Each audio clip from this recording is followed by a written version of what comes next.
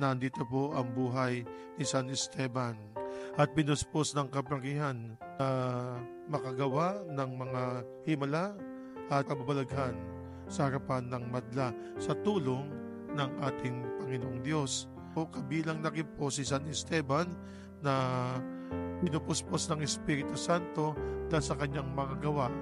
Kung kaya't sa pamamagitan ng matatag na paniniwala, matatag na pananampalataya, pinaglalaban nila ang ating Panginoong Diyos. Tulad po ng nakalipas na panahon, sabi nga po yung marami mga pag-uusig sa mga mananampalataya sa Kristiyanismo, marami mga pag-uusig doon. At sa mga pag-uusig na yun, ang nangunguna na lumalaban ay ang ating mga martir.